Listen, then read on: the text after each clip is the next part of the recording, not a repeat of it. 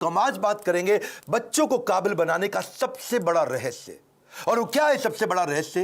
Parenting की बात करेंगे आज। ऐसे टिप्स दूंगा हिल जाएंगे। अभिमन्यु को चक्रव्यूह भेदने की सारी कला मां के गर्भ में ही सीखने का अवसर मिल गया था। प्रहलाद 5 साल से कम उम्र के अंदर सारे शास्त्र सीख गए थे। होलिका का दहन हो गया, लेकिन प्रहलाद का दहन नहीं हुआ। होलिका जिसको आग में ना जलने का वरदान था, वो भी जल गई। पेरेंट्स वो पहले their first looking glass of their children.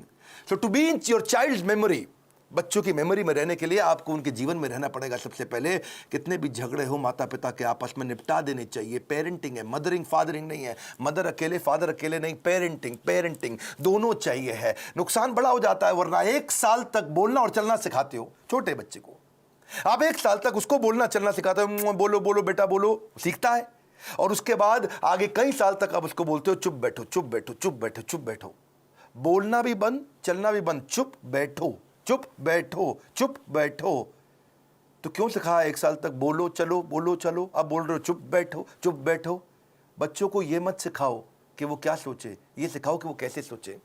Because a badly parented child is a lost child.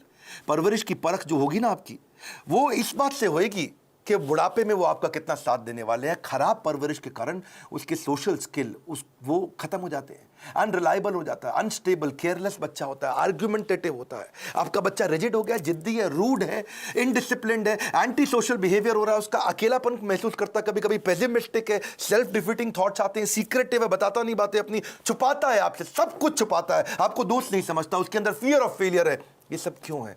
अगर आपकी पेरेंटिंग कमजोर है तो यही नुकसान होंगे। बच्चे बड़ों की बात सुनने में अच्छे नहीं होते, वो बड़ों को कॉपी करने में ज्यादा अच्छे होते हैं। भगवद गीता में कृष्ण ने कहा है यद यद आचरति श्रेष्ठ तत्तद एव तरुजना।